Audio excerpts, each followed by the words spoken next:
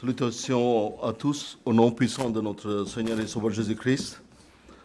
Ce matin, nous allons passer un moment à étudier sur deux hommes qui ne sont pas nommés dans la Bible, mais qui sont néanmoins mentionnés à plusieurs reprises, en particulier dans le Nouveau Testament.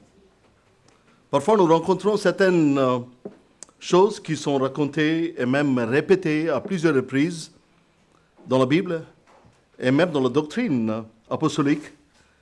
Mais malheureusement, nous ne prêtons pas beaucoup d'attention à ces doctrines qui sont essentielles à notre vie chrétienne et à notre vie spirituelle. Dans le chapitre 3 de l'Évangile selon Jean, nous faisons la connaissance d'un homme appelé Nicodème, docteur de la loi, qui vint trouver le Seigneur pendant la nuit et lui posa une question cruciale. Nous ne savons pas grand-chose du contenu de cette question. Mais la réponse de Jésus à cet homme nous amène à comprendre la nécessité pour chaque être humain né dans ce monde de naître de nouveau. Et je lis le passage en Jean 3, 4 à 7. Nicodème lui dit, « Comment un homme peut-il naître quand il est vieux? Peut-il rentrer dans le sein de sa mère et naître ?» Jésus répondit, « En vérité, je te le dis, si un homme ne naît d'eau et d'esprit, il ne peut entrer dans le royaume de Dieu. Ce qui est né de la chair est chair, et ce qui est né de l'esprit est esprit. Ne t'étonne pas que je t'ai dit, il faut que vous naissiez de nouveau. » Je ne sais pas dans quelle mesure Nicodème, ou à quel degré Nicodème a compris les enseignements de Jésus. Des disciples et des autres personnes qui étaient probablement avec eux cette nuit-là. Cet incident s'est produit au début du ministère terrestre de Jésus. Mais depuis cette rencontre de Nicodème avec Jésus et nous, je parle de le temps, la période, je voudrais vous rappeler qu'il y avait une colline à l'extérieur de la ville de Jérusalem, appelée Golgotha, où se trouvait la croix. Et nous qui vivons après la croix, et Nicodème, il vivait avant la croix de Jésus-Christ. Je suis bien conscient qu'il y a ici des personnes qui ont accepté le Seigneur Jésus comme leur sauveur personnel et qui ont été rachetées de leurs péchés. Et en ce moment même, certains réfléchissent sérieusement à la grande question du salut. D'autres sont convaincus de leur salut et se préparent à être baptisés. Il y en a aussi beaucoup d'autres qui sont sauvés et qui luttent comme moi-même pour mener une vie chrétienne à la gloire du Seigneur. Oui, je peux vous assurer qu'il est facile de se dire chrétien ou de faire croire aux autres que l'on est chrétien. Mais mener une vie chrétienne pour le Seigneur est un vrai combat. Parfois, nous entendons des gens dire « Je suis un chrétien ordinaire, je suis un chrétien normal. » Ne vous attendez pas à ce que je vive comme ceux qui sont appelés à diriger les églises, les missionnaires ou les pasteurs. Mes chers frères et sœurs, Dieu n'a-t-il pas appelé chacun d'entre nous à vivre pour sa gloire? Au moment de la conversion, le chrétien reçoit une nouvelle nature. La régénération est instantanée, mais la sanctification est le processus par lequel Dieu développe notre nouvelle nature en nous, fait grandir dans la sainteté à travers le temps. C'est un processus continuel, fait de victoires et de défaites. Alors que notre nouvelle nature se bat contre l'attente dans laquelle elle réside, notre vieil homme, notre vieille nature et la chair. En Romains 7, chapitre 7, je vous invite à tourner votre Bible en Romains 7, chapitre 7. Nous allons lire à partir de versets 15 à 24. Épître aux Romains, chapitre 7, versets 15 jusqu'à 24.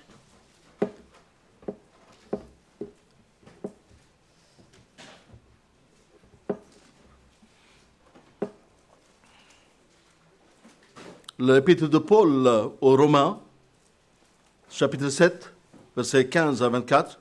Car je ne sais pas ce que je fais. Je ne fais point ce que je veux, et je fais ce que j'ai haï. Or, si je fais ce que je ne veux pas, je reconnais par là que la loi est bonne. Et maintenant, ce n'est plus moi qui le fais, mais c'est le péché qui habite en moi. Ce qui est bon, je le sais, n'habite pas en moi, c'est-à-dire dans ma chair. J'ai la volonté, mais non le pouvoir de faire le bien. Car je ne fais pas le bien que je veux, et je fais le mal que je ne veux pas. Verset 20. Et si je fais ce que je ne veux pas, ce n'est plus moi que le fais, c'est le péché qui habite en moi. Je trouve donc en moi cette loi. Quand je veux faire le bien, le mal est attaché à moi. Car je prends plaisir à la loi de Dieu selon l'homme intérieur. Mais je vois dans mes membres une autre loi qui lutte contre la loi de mon entendement et qui me rend captive de la loi du péché, qui est dans mes membres. Misérable que je suis, que me délivrera du corps de cette mort? C'est la parole de l'apôtre Paul qui savait la lutte, la bataille contre le péché, contre la chair. En Romains 7, Paul décrit la bataille qui fait rage continuellement, même chez les plus mûrs spirituellement parlant. Aucun d'entre nous, on est plus mûr que l'apôtre Paul spirituellement. Aucun d'entre nous, nous connaissons la bataille qu'il a menée, l'apôtre Paul. Aucun d'entre nous a connu la tentation et l'épreuve que l'apôtre Paul a dû subir. Il se plaint qu'il fait ce qu'il ne veut pas faire, qu'il fait le mal qu'il déteste à cause du péché qui habite en lui. Son être intérieur se réjouit de la loi de Dieu, mais une autre loi est à l'œuvre dans les membres de son corps, qui lutte contre la loi de son intelligence et le rend prisonnier de la loi du péché qui est dans ses membres. C'est l'exemple classique du combat entre ces deux entités. Quels que soient les noms que l'on donne, ce combat est réel et les chrétiens devront y faire face pendant toute leur vie. Nous comprendrions peu à peu qu'il existe deux natures au sein de chaque chrétien. Parfois appelée la chair, la nature pécheresse, ou le vieil homme et le nouvel homme. L'apôtre Paul était quelqu'un que Dieu a utilisé pour révéler les nombreuses vérités relatives au salut. Ces écrits contiennent des détails que l'on ne trouve nulle part ailleurs. L'un d'eux concerne notre vieil homme et notre homme nouveau. Le vieil homme fait référence à la nature pécheresse avec laquelle nous sommes nés et selon laquelle nous vivions avant de venir au Seigneur. Le nouvel homme est ce que nous avons reçu du Seigneur lorsque nous sommes nés de nouveau. Et c'est pourquoi le Seigneur Jésus, quand il a parlé avec Nicodème, il a appuyé cette nécessité de naître de nouveau. Le nouvel homme est ce que nous avons reçu du Seigneur lorsque nous sommes nés de nouveau. Il s'agit de la pensée de Christ que nous avons reçue de Dieu. Et maintenant, nous allons voir un peu qui est ce monsieur, le vieil homme. Il y a un vieil homme qui habite en nous. Et qui est ce vieil homme? Le vieil homme apparaît à 3 reprises dans l'épître de Paul, à Romains 6, sachant que notre vieil homme a été crucifié avec lui afin que le corps du péché fût détruit, pour que nous ne soyons plus esclaves du péché. Donc, en Romains 6, il y avait un vieil homme qui était crucifié avec Christ, afin que le corps du péché fût détruit, pour que nous ne soyons plus esclaves du péché. Un autre verset, en Éphésiens 4, 22, « Eu égard à votre vie passée du vieil homme qui se corrompt par la convoitise trompeuse. » Et en Colossiens 3, 9, « Ne mentez pas les uns aux autres, vous étant dépouillés du vieil homme et de ses œuvres. » Ici, l'apôtre Paul, il parle aux chrétiens. Ne mentez pas les uns aux autres, vous étant dépouillés. Vous étiez déjà été dépouillés de vieil homme. Il s'agit d'un terme abstrait qui décrit l'état corrompu de la race déchue d'Adam, son caractère moral dépravé. Le vieil homme incarne toutes les caractéristiques hideeuses qui marquent la race humaine déchue. Depuis Adam, chaque homme né sur cette terre, ça appartient à la race humaine déchue. Le vieil homme a été crucifié avec Christ. Quelque chose impossible à la loi, parce que la chair la rendait sans force. Dieu a condamné le péché dans la chair en envoyant, à cause du péché, son propre Fils dans la chair semblable à celle du péché. Quand les enfants d'Israël ils sont péchés contre Dieu, quand ils sont murmurés, quand ils sont péchés contre l'Éternel, quand ils sont rébellés, le Seigneur il a envoyé le serpent de vipère, de serpent. Et le Seigneur il demande à Moïse de faire un serpent d'airain, puisque ceux qui voient le serpent d'airain, ils peuvent vivre. Et c'était, la Bible plus tard, il parle, maudit soit l'homme qui était pendu sous le bois. Et donc c'était le symbole. Nous apprenons ainsi que Dieu a rendu son jugement sur le vieil homme à la croix du Christ. Romains 8, 3. La scène de ce jugement ne se déroule pas dans l'âme du croyant. C'est quelque chose qui a eu lieu à la croix. Ce n'est pas quelque chose qui passe en nous, mais c'était déjà fait sur la croix de Golgotha. Le vieil homme, il était détruit dans la mort de Seigneur Jésus-Christ.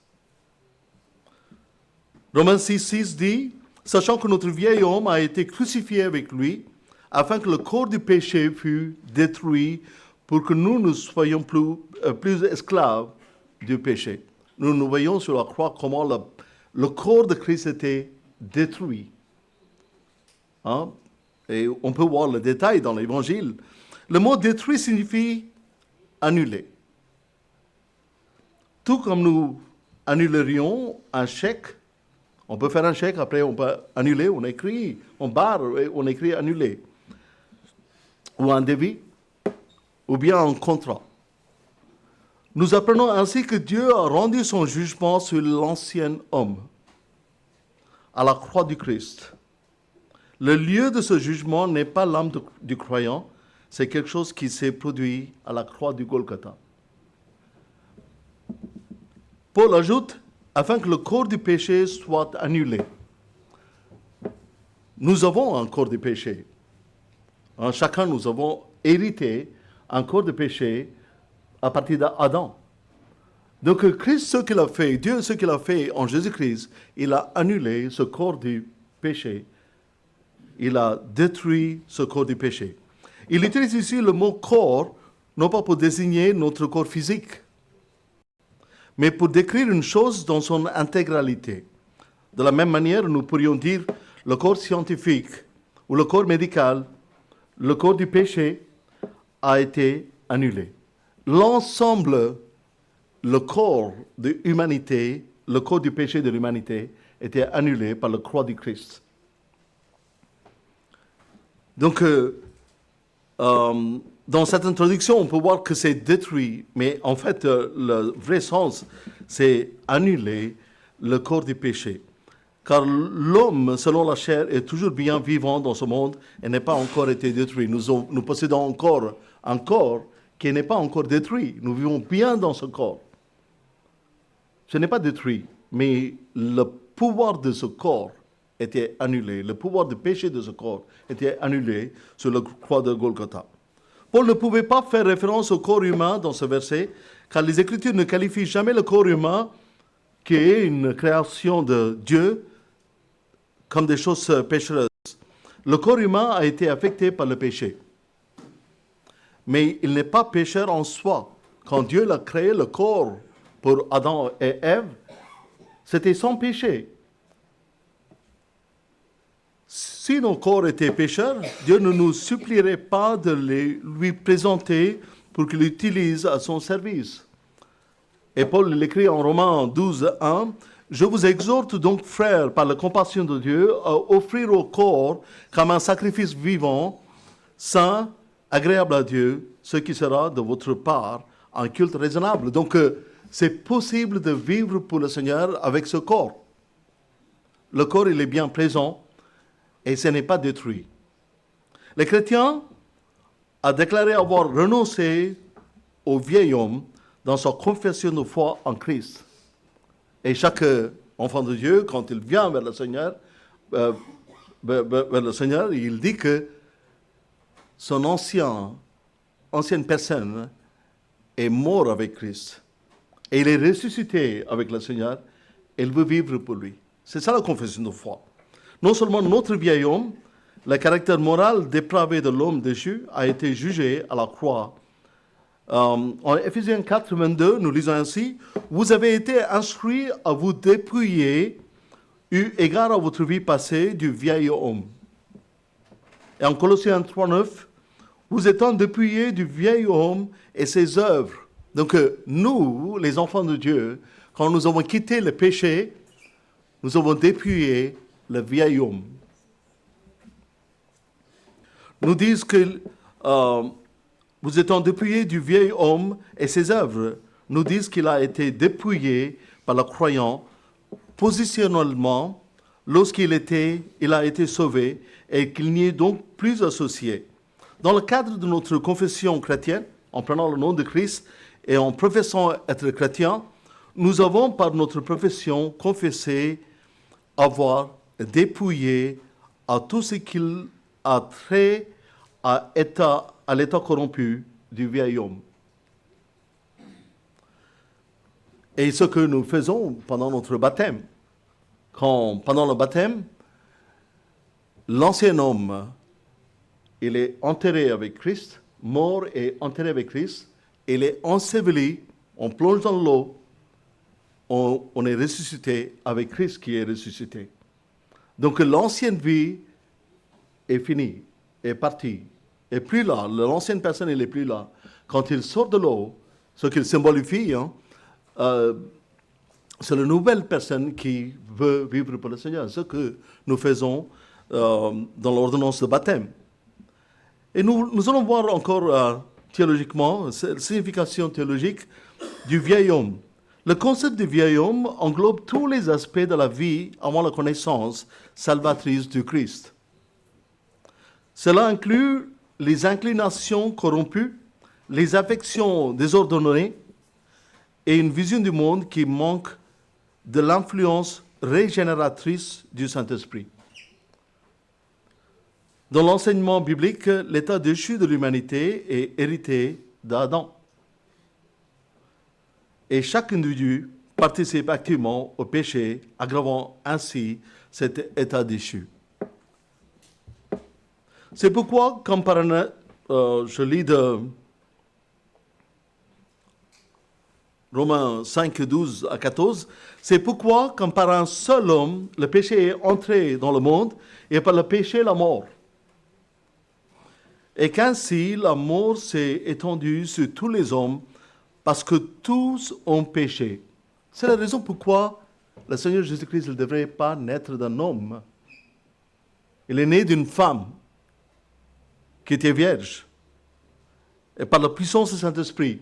C'est pourquoi, comme par un seul homme, le péché est entré dans le monde, et par le péché, la mort, et qu'ainsi la mort s'est étendue sur tous les hommes, parce que tous ont péché. Car jusqu'à la loi, le péché était dans le monde. Or, le péché n'est pas imputé quand il n'y a point de loi.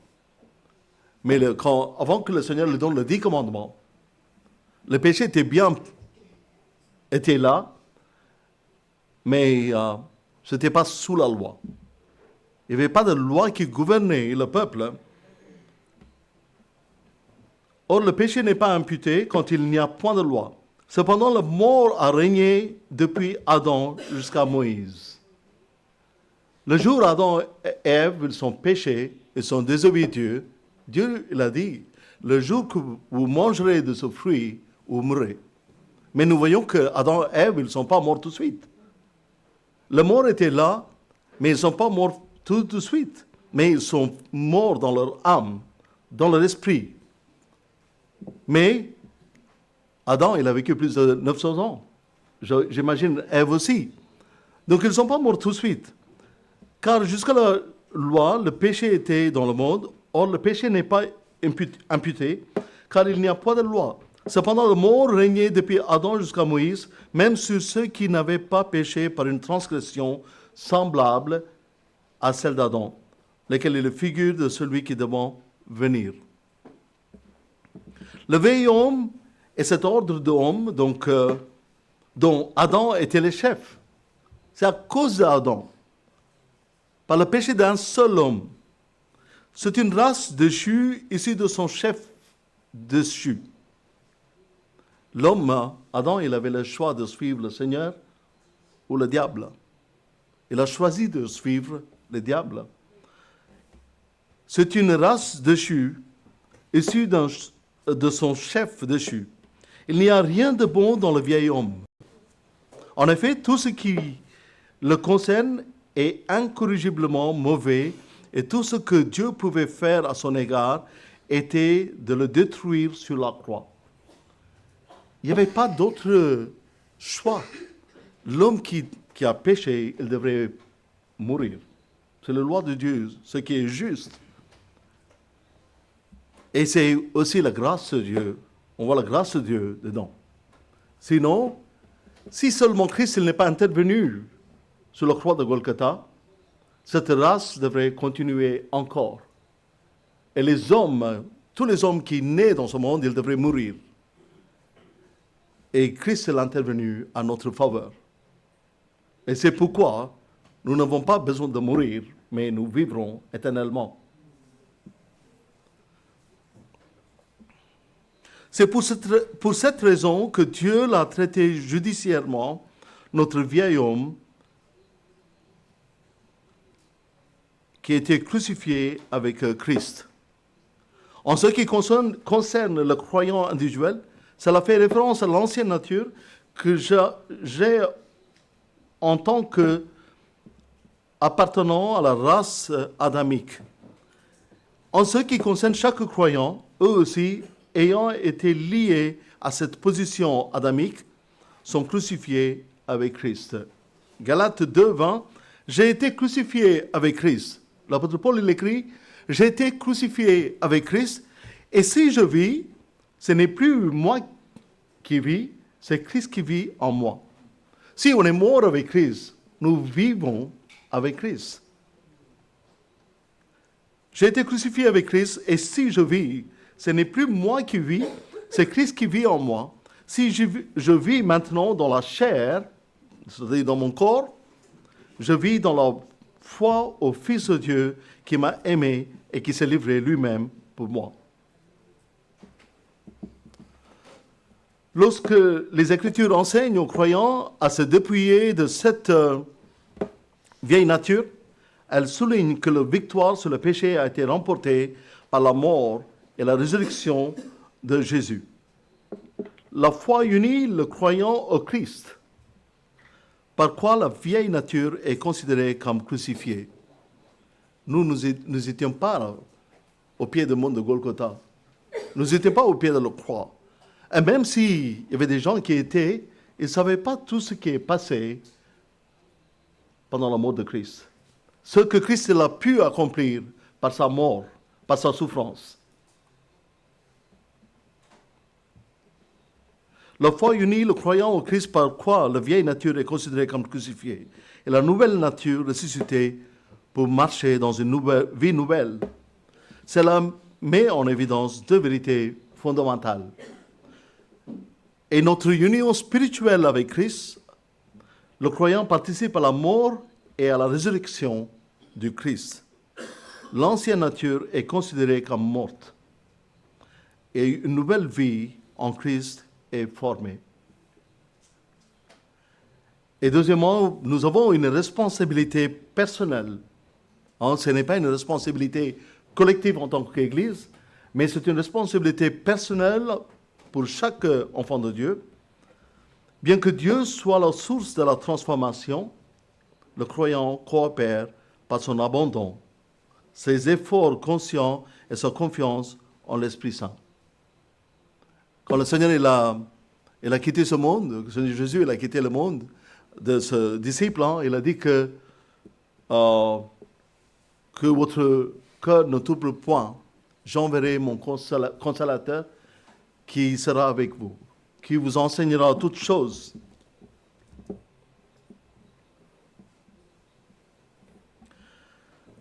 Lors de sa conversion, le croyant a renoncé à l'ancien homme et revêtu le nouvel homme. Et ici, on voit les deux personnes qu'on a parlé au début, l'ancien homme et le nouvel homme.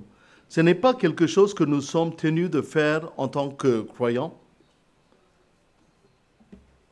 Cela s'est réellement produit dans le monde de Christ. La force des temps utilisée dans l'Éphésiens, chapitre 4, versets 22-24, et Colossiens, chapitre 3, versets 9 à 10, le montre clairement.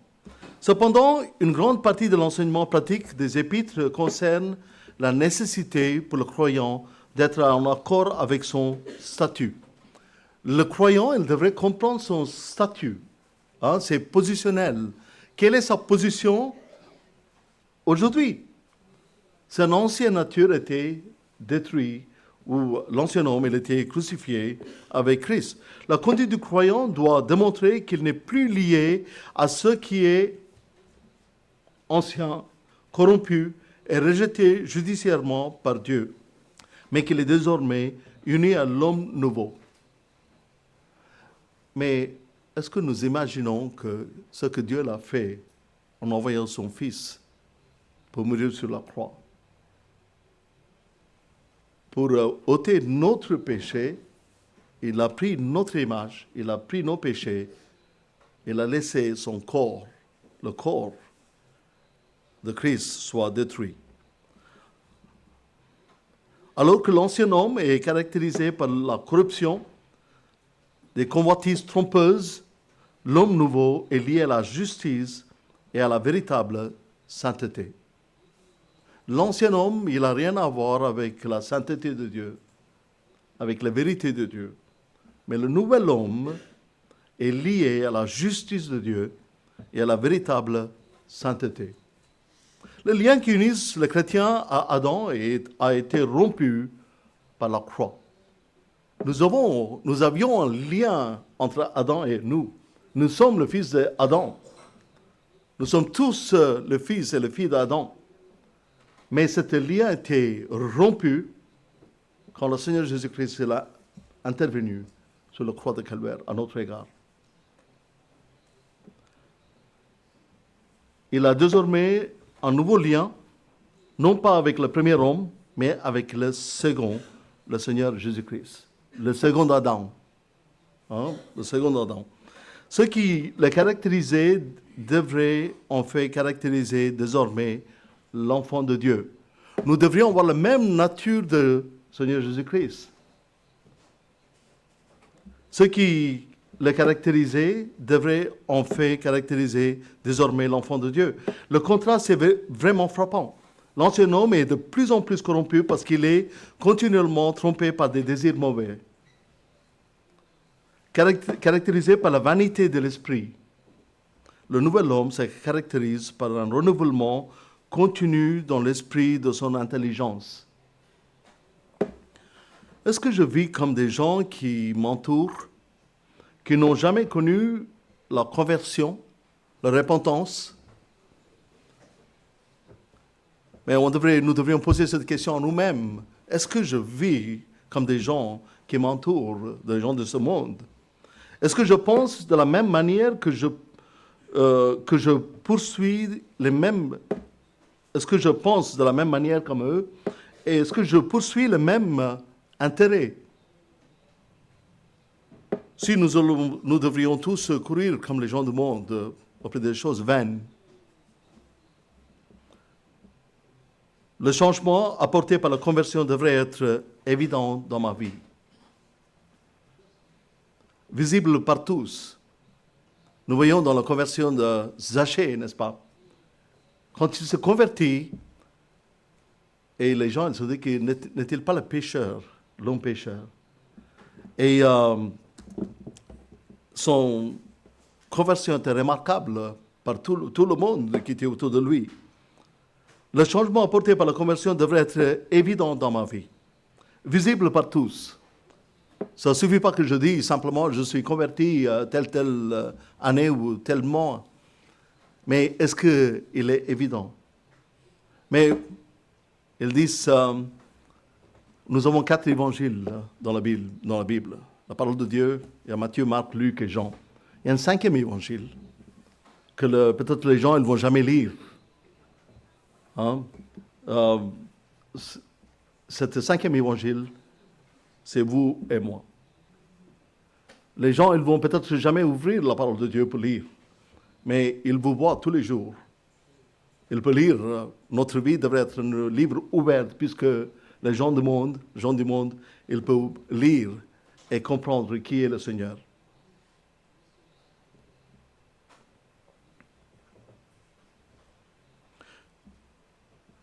Que le Seigneur nous aide aujourd'hui dans cette démarche.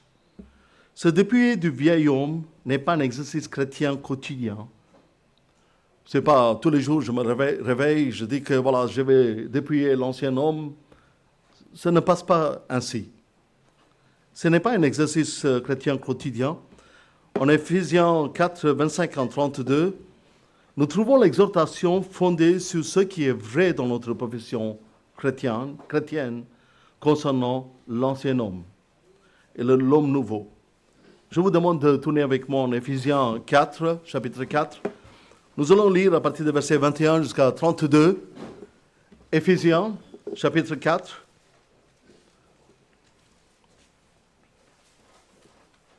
C'est l'enseignement de l'apôtre Paul donné aux Éphésiens par son épître, chapitre 4, versets 21 à 32. Si du moins vous l'avez entendu, et si conformément à la vérité qui est en Jésus, c'est en lui que vous avez été instruits à vous dépouiller. Eu égard à votre vie passée du vieil homme qui se corrompt par la convoitise trompeuse, à être renouvelé dans l'esprit de votre intelligence. Ce n'est pas simplement une pensée, ce n'est pas un rêve, ce n'est pas une ambition, mais renouvelé dans l'esprit de votre intelligence et à revêtir l'homme nouveau créé selon Dieu dans une justice et une sainteté qui produit la vérité. C'est pourquoi renoncez aux mensonges. C'est pourquoi renoncez aux mensonges et que chacun de vous parle selon la vérité à son prochain, car nous sommes membres les uns les autres. Est-ce que, imaginez, nous sommes, l'apôtre Paul encore, il donne cette image d'un corps humain de l'Église de Christ.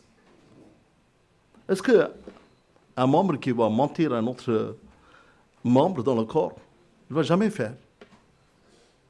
Et ainsi, c'est ici, l'apôtre Paul, il dit,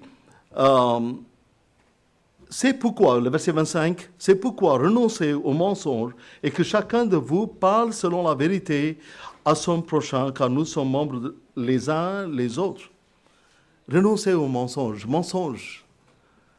Mais parfois, nous ne considérons pas certains mensonges comme le mensonge. Nous pensons que c'est la vérité. Le mensonge, même si vous mélangez avec 99% de vérité, c'est toujours le mensonge. Vous pouvez penser que vous racontez la vérité. Hein? S'il y a 1% de mensonge dans le 99% de vérité, ce ne sera pas la vérité. Vous voyez notre état, mais souvent, nous n'appelons pas l'exagération comme le mensonge. Nous exagérons tous les jours. Hein, ça suffit que sur le chemin, on voit un accident. Arrivons ici, on va exagérer. Si vous avez vu 3 voitures, vous allez dire 5 voitures. Et si vous avez vu un homme par terre, vous allez dire qu'il est mort. On a tous la tendance de mentir. Mais nous ne sommes parfois même pas conscients de ce que nous faisons. Vous pouvez avoir un pot de miel avec un seul goutte de venin. Ce n'est pas le miel, c'est le venin. Et c'est sérieux quand l'apôtre Paul il dit ici, c'est pourquoi renoncer au mensonge. Renoncer au mensonge. Imaginons, pendant toute cette période que le Seigneur Jésus-Christ était sur la terre, est-ce qu'il a menti une seule fois? Est-ce qu'il a exagéré une seule fois?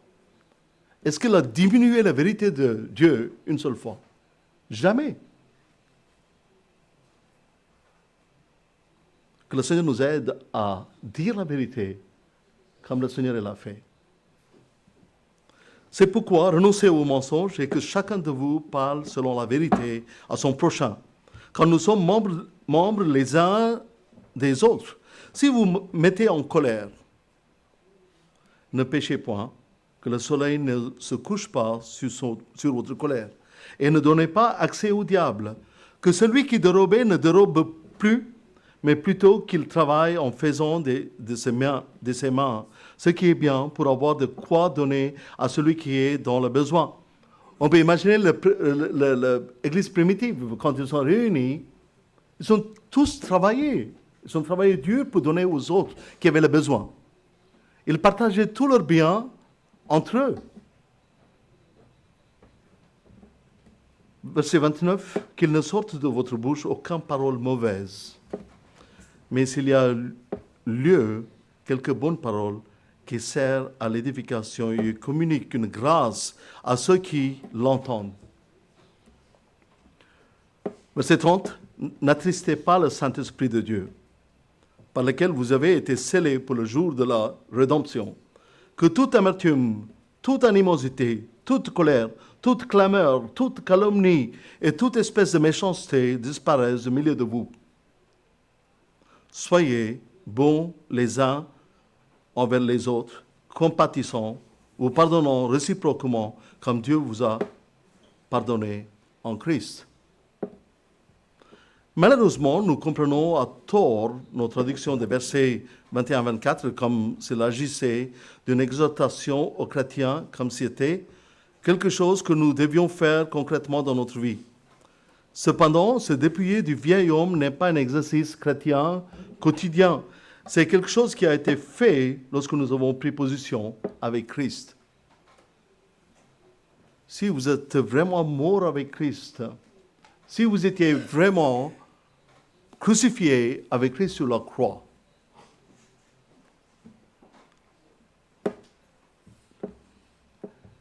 le verset 22 devrait se lire ainsi, « Ayant renoncé, selon votre ancienne manière de vivre, au vieil homme. » Nous avons renoncé le vieil homme, notre ancienne manière de vivre selon le vieil homme. En verset 24 devrait se lire ainsi, « Ayant revêtu le nouvel homme. » On renonce l'ancien homme, on revêtit le nouvel homme.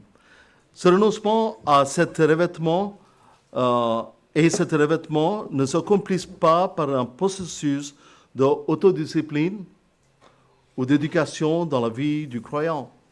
Je ne peux pas penser que de plus en plus que je serai bon. Un jour, je serai bon.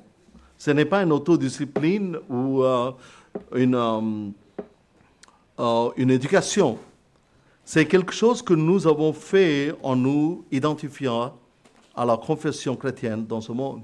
Quand nous avons accepté le Seigneur, nous avons compris que notre vieil homme a été crucifié avec Christ. Notre vieil homme est mort avec Christ.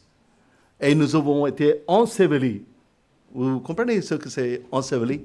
Un homme mort, peut-être il peut se réveiller, hein? N'est-ce pas? Mais s'il était vraiment enterré, mis dans le tombeau pendant 3 jours, comme Lazare, il n'y avait pas d'espérance qu'il va sortir après 3 jours. Les gens ils se sont dit que ça sent déjà mauvais. Comment un mort il peut sortir? Mais enseveli avec Christ. Donc l'ancien homme, il est mort, il est bien mort, il était enseveli, il est ressuscité avec Christ ressuscité. Donc c'est complètement fini avec l'ancien homme. Maintenant, nous allons voir l'homme nouveau. Qui est cet l'homme nouveau? Ce terme se retrouve également dans l'Éphésiens 4:24 et Colossiens 3:10. Tout comme l'ancien homme, l'homme nouveau est également une expression abstraite désignant le nouvel ordre de perfection morale dans la nouvelle race humaine créée sous l'autorité de Christ. On dit que c'est le chef de la foi. Hein? Christ est le chef et le consommateur de la foi. Comme Adam était le chef de race déchue, race humaine déchue. L'ancien homme se caractérise par sa corruption et sa tromperie, tandis que le nouvel homme se caractérise par sa justice et sa sainteté. Le nouvel homme est le nouvel état qui caractérise la nouvelle race humaine sous la règne du Christ. Ce nouvel ordre moral de l'humanité est apparu pour la première fois en Jésus, lorsqu'il a marché sur cette terre. Et le nouvel homme, ce n'est pas le Christ en personne. Tout comme l'ancien homme n'est pas Adam en personne. L'homme nouveau n'est pas Christ en personne, bien que sa vie ait incarné tout ce que représente l'homme nouveau. L'homme nouveau n'est pas Christ en personne, mais il est Christ dans ses caractéristiques. Chaque trait moral de l'homme nouveau se manifestait en lui dans la perfection. Cette nouvelle race d'hommes ne vit le jour qu'après la résurrection du Christ, devenu son chef, en tant que premier-né entre les morts. Christ est le premier-né d'entre les morts. Colossiens 1:18. Il a envoyé l'Esprit de Dieu dans ce monde afin de relier à lui les croyants, beaucoup de frères appartenant à la nouvelle race qui sont du même ordre que lui. Puisque l'homme nouveau est modélé à l'image de celui qui a créé. Et en Colossiens 3:10, nous lisons « Et ayant revêtu l'homme nouveau, qui se renouvelle dans la connaissance selon l'image de celui qui l'a créé. » Faisant partie de la nouvelle race créée, nous sommes désormais pleinement capables de représenter Christ ici-bas dans ce monde. Nous sommes l'image de Christ. Nous sommes devenus l'image de Christ dans ce monde. Les caractéristiques de l'homme nouveau se manifesteront en nous lorsque nous marcherons selon l'Esprit. Et c'est pourquoi le Seigneur a laissé l'Église encore sur la terre. L'Église, c'est comme une fenêtre du ciel. L'Église, c'est quelque chose comme une vitrine de l'œuvre du Seigneur. Est-ce que quand les autres nous voient, ils nous voient Christ? Ou nous sommes un obstacle pour voir Christ? Est-ce que, en tant qu'Église, Est-ce que nous sommes une fenêtre par laquelle le monde il peut voir Christ, ou nous devenons parfois un obstacle pour voir Christ? Galates 5, 22 à 23, mais le fruit de l'esprit, c'est l'amour, la joie, la paix, la patience, la bonté, la bénignité, la fidélité, la douceur, la tempérance. La loi n'est pas contre ces choses. Afin que nous manifestions la caractéristique de l'homme nouveau, Dieu nous a donné un exemple parfait en Jésus. Il n'y a pas un autre exemple. Tout au long de ce mois, nous avons pris le sujet que Jésus-Christ plus grand que Abraham, plus grand que David, plus grand que Salomon et plus grand que... voilà, tous les hommes. Mais il n'y a personne qui est plus grand que Jésus. Il n'y a pas un homme qui peut entièrement contenir toutes les caractéristiques de Jésus-Christ. On peut parfois avoir un caractère du Seigneur, on peut refléter une seule façade de Dieu, parfois, mais personne n'est parfait comme lui. Personne n'est vécu parfait comme lui, sans péché, avec toutes ses grandeurs, avec toute cette profondeur dans son caractère.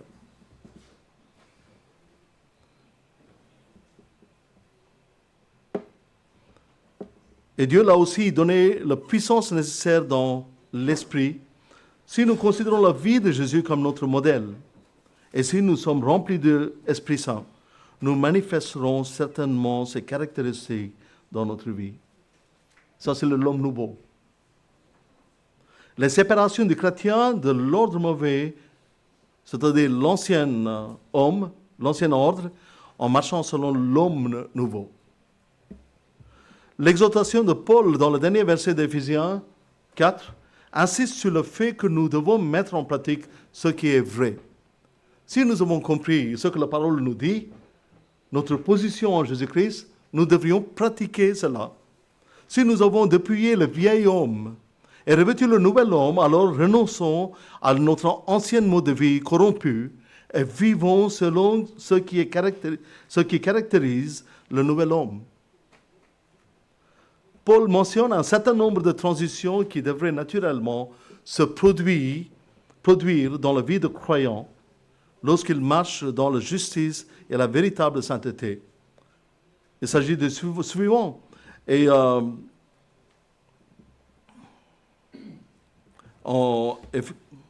crois que c'est Éphésiens, je n'ai pas noté. Oui, c'est Éphésiens 25, 4, 25. Éphésiens 4, 25. C'est pourquoi renoncez aux mensonges, que chacun de vous parle selon la vérité à son prochain, car nous sommes membres les uns les autres.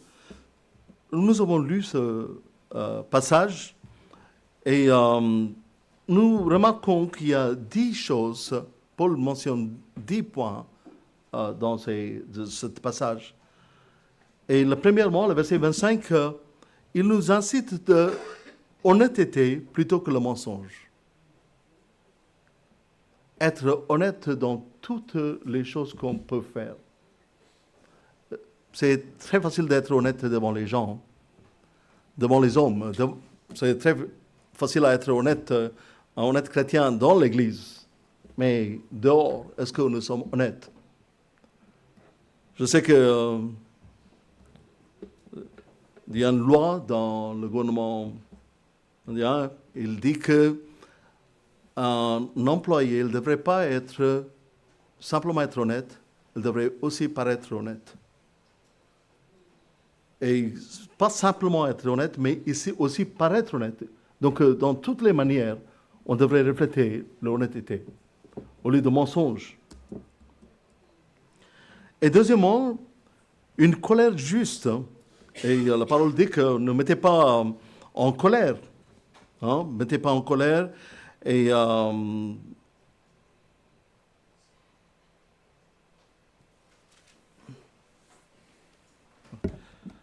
une colère juste et inébranlable contre le mal plutôt que l'indifférence envers le mal. Mais vous savez, souvent on prend cette parole qui dit que Jésus s'est mis en colère quand il voulait chasser le vendeur de la temple. Mais ce n'était pas une colère,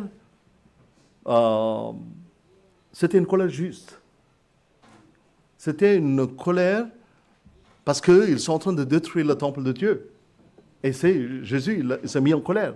Et être en colère, ce n'est pas un péché. L'état de colère même, pendant une courte terme, mais bien sûr, ce n'est pas un péché. Et ce que produit la colère, ça peut engendrer le péché. Et parfois, quand nous nous mettons en colère, mais on devrait poser la question, mais pourquoi je me mets en colère? Parce que ça me touche. Ça touche à ma personnalité, ça touche à ma fierté. Et pourquoi je me mets en colère? Est-ce que mon colère, il est juste? Et est-ce qu'il est contre le mal plutôt que l'indifférence envers le mal? Parfois, on peut être indifférent. Et parfois, il y a des gens qui sont cool, hein? Ils ne se mettent jamais en colère.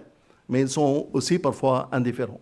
Ils ne se mettent jamais en colère, même si un enfant il est injustement traité, il ne peut pas se mettre en colère. La Bible ne parle pas de cette colère. Donner aux autres plutôt que leur voler.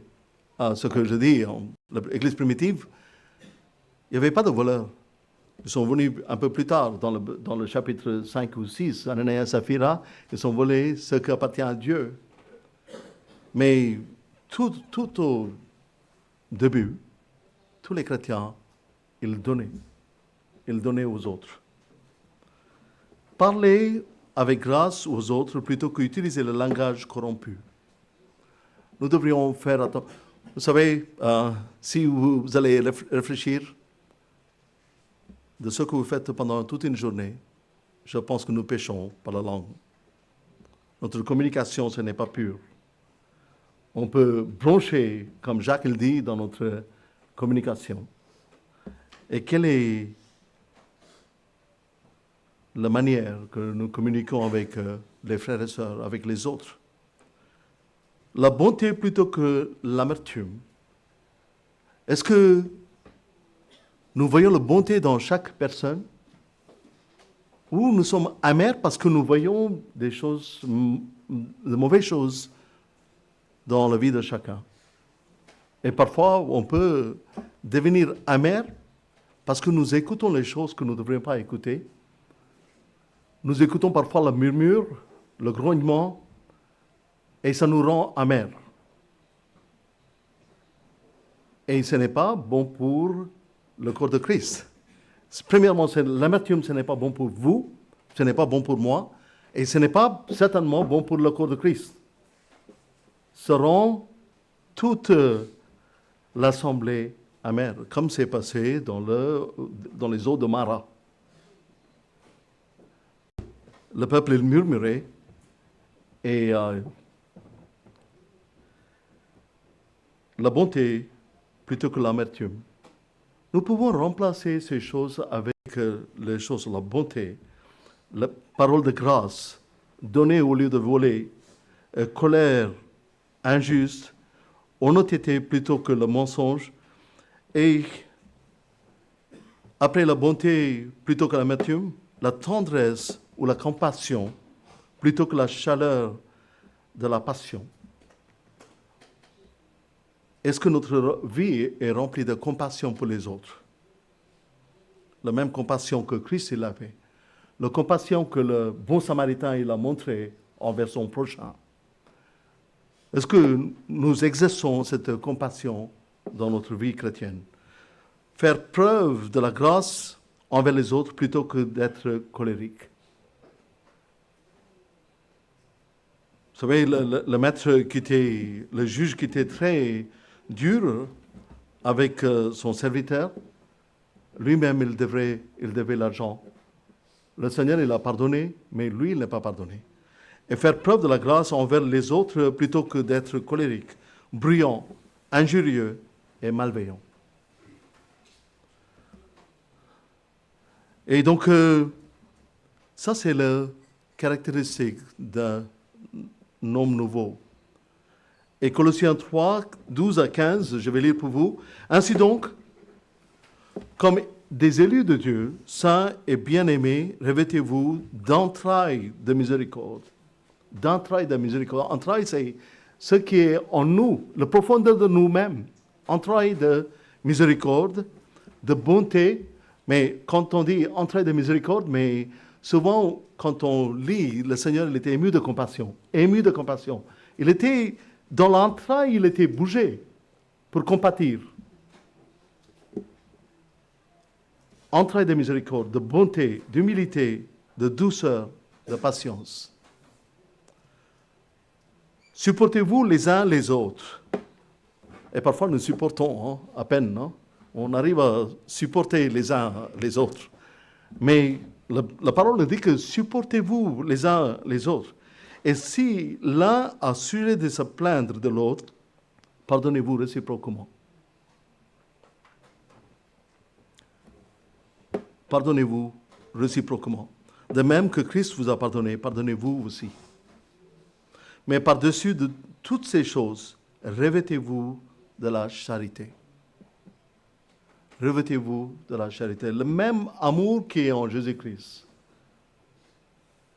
se devrait trouver dans notre vie. L'amour de Jésus-Christ, qui est le lien de la perfection. C'est l'amour qui lie toutes ces caractéristiques, qui lie toutes ces choses. Le verset 15 est que la paix de Christ, à laquelle vous avez été appelés pour former un seul corps, règne dans vos cœurs, et soyez reconnaissants. Nous devrions pratiquer la reconnaissance. Reconnaissance premièrement envers le Seigneur, reconnaissance envers nos frères et sœurs. Et parfois nous anticipons la reconnaissance chez les autres. Mais je devrais poser la question, est-ce que moi je suis reconnaissant dans ma vie? Est-ce que moi je suis reconnaissant dans ma vie?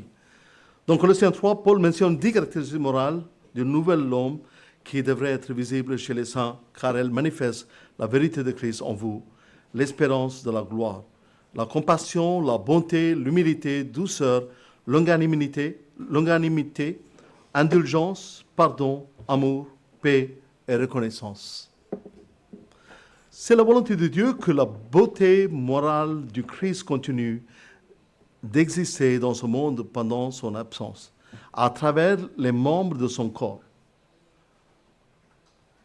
Donc ça, c'est la volonté de Dieu que le monde, il peut voir Christ à travers de nous, à travers de moi. Est-ce que mon prochain, il arrive à voir Christ à travers de moi? Est-ce que je reflète Christ quand quelqu'un me voit? Parfois, on peut avoir un caractère qui est très fort et par mon caractère, je peux obscurcir le caractère de Christ qui est en moi. On devrait avoir la même attitude que Jean-Baptiste qui a dit que Christ augmente et moi je diminue. Que ce soit notre prière, que Christ augmente dans notre vie, en tant qu'individu, en tant qu'Église, que Christ augmente dans notre vie et que nous diminuons.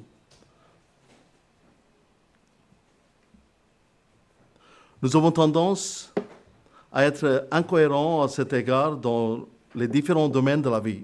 Nous devons manifester les caractéristiques du nouvel homme dans notre vie, non seulement dans un domaine, mais dans tous les domaines où nous évoluons.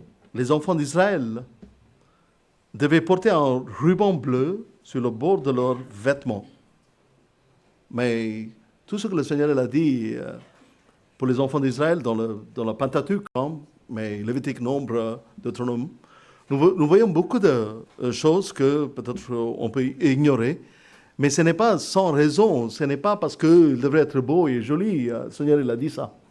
Ils devraient porter un ruban bleu sur le bord de leurs vêtements. Et je lis de Nombre 15, 38 à 39, je vais lire pour vous. Parle aux enfants d'Israël et dis-leur qu'ils se fassent de génération en génération, c'est toujours, génération en génération, une frange au bord de leurs vêtements, et qu'ils mettent un cordon bleu sur cette frange du bord de leurs vêtements.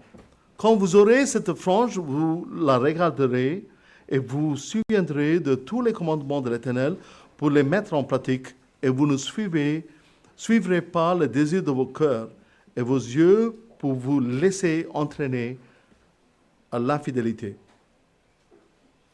Dans l'Écriture, la couleur bleue symbolise ce qui est céleste. Ah, c'est facile, hein? Mais les enfants, ils sont le livre sans couleur. Non, livre sans parole. Hein? Un livre seulement avec des couleurs. Hein? Vous pouvez demander les enfants dans la classe, ils peuvent vous parler de ça. Donc, la couleur bleue dans l'Écriture symbolise ce qui est céleste. Pour nous, cela signifie que nous devons manifester un caractère céleste dans notre vie. Ils devraient porter un ruban bleu dans la frange de leurs vêtements. Le Seigneur Jésus, dans son sermon sur la montagne, il a dit que votre lumière luise ainsi devant les hommes, afin qu'ils voient vos bonnes œuvres et qu'ils glorifient votre Père qui est dans les cieux. Matthieu 5, 16. Et nous devrions montrer la couleur du ciel. Nous devrions démontrer les caractéristiques de notre Seigneur et Sauveur. Nous devrions montrer que nous ne sommes pas d'ici. Nous allons partir un jour. En Deutéronome 22, 12, nous dit que ces franges devaient se trouver aux quatre coins de leurs vêtements. Hein? J'imagine que c'est un tissu en carré, hein? Un grand tissu en carré. Donc, quatre coins de leurs vêtements. Cela suggère la manière typique, les quatre dimensions différentes dans lesquelles nous vivons. Notre vie au quotidien, au travail ou à l'école, notre vie avec nos frères et sœurs dans l'assemblée. Mais nous avons tous de différentes vies. Hein? Il ne faut pas penser que Jean-Pierre, c'est le même. Jean-Pierre dans l'église est différent que le Jean-Pierre ailleurs, peut-être. Donc, ça s'applique à chacun de nous dans la même manière. Donc, dans le travail ou à l'école, notre vie avec nos frères et sœurs dans l'assemblée, le dimanche matin ou le mardi, ou dans une autre réunion, notre vie à la maison avec notre famille. Peut-être nous n'avons pas la même vie que nous montrons à l'église ou dehors. Hein. Parfois, on peut être très, très gentil avec nos collègues. Mais rentrant à la maison, on peut être colérique contre notre époux ou épouse avec nos enfants.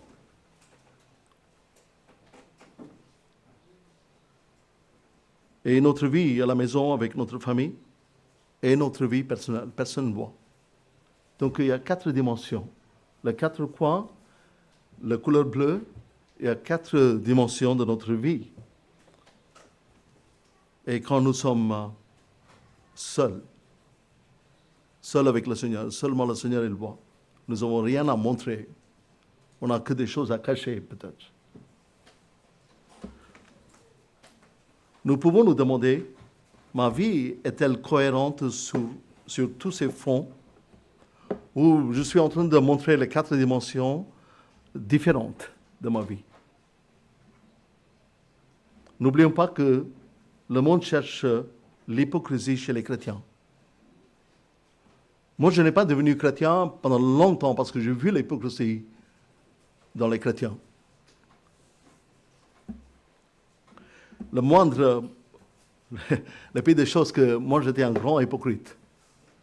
Mais je voyais l'hypocrisie chez les autres chrétiens.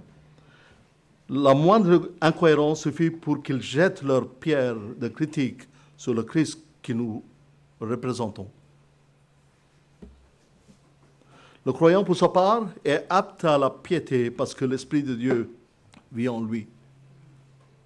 Nous avons cette position en Christ. Nous devrions vivre une vie de piété, une sainteté. Il a toujours l'aptitude de pécher, mais maintenant, il a aussi la faculté de résister au péché, et plus important encore, le désir de résister et de vivre une vie pieuse. Donc, il y a deux choses.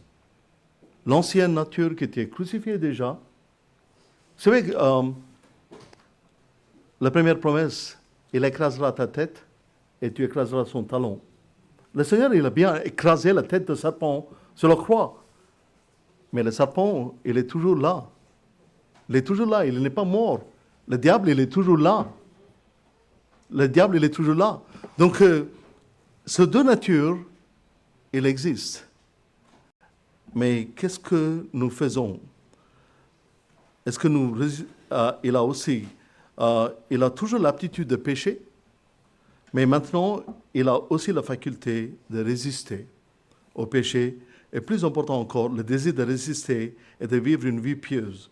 Notre vieil homme a été crucifié avec Christ, de sorte que nous ne sommes plus esclaves du péché. Nous avons été libérés du péché. On n'est pas obligé de commettre le péché. Comme Joseph, ils sont obligés, la femme de Potiphar, elle a obligé Joseph de commettre le péché. Mais il n'a pas commis le péché. Il a même laissé son vêtement, il est parti. Nous avons été libérés du péché et sommes devenus esclaves de la justice. Esclavage de la péché, du péché, nous sommes devenus esclaves de la justice. Ayant été affranchis du péché, vous êtes devenus esclaves de la justice. Romains 6, 18. En conclusion, dépouillez-vous du vieil homme est une expression biblique imagée qui décrit le rôle actif du croyant dans la libération du joug du péché et l'acceptation de la liberté acquise par Jésus-Christ. Ancrée dans la crucifixion et la résurrection de Christ, cette injonction comporte à la fois une réalité achevée. C'est une réalité. L'ancien homme était dépouillé. C'est une réalité. Car le vieil homme a été crucifié avec Christ est une pratique quotidienne consistant à coopérer avec Dieu, à renouveler son esprit et à choisir la justice. À la fin, on va lire Colossiens 3, 5 à 10. Colossiens 3, 5 à 10.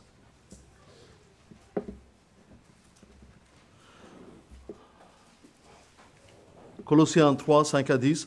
Faites donc mourir les membres qui sont sur la terre, l'impudicité, l'impureté, les passions, les mauvais désirs et la cupidité qui est une idolâtrie.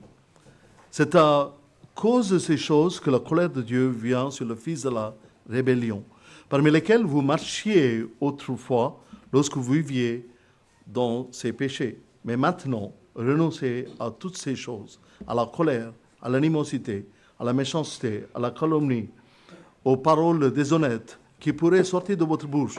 Ne mentez pas les uns aux autres, vous étant dépouillés du vieil homme et de ses œuvres, et ayant revêtu l'homme nouveau qui se renouvelle dans la connaissance selon l'image de celui qui a créé.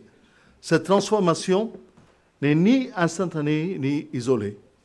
Elle est soutenue par le Saint-Esprit, renforcée par la communion au sein du corps de Christ et nourrie par un engagement profond dans l'Écriture. C'est pourquoi nous avons besoin d'être nourris par la parole de Dieu. Nous avons besoin d'être dans la communion des saints. C'est tout seul, c'est difficile à faire.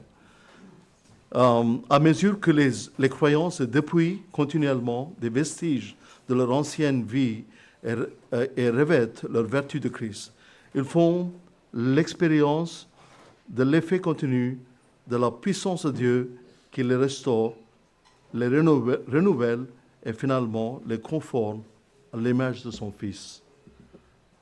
Prions.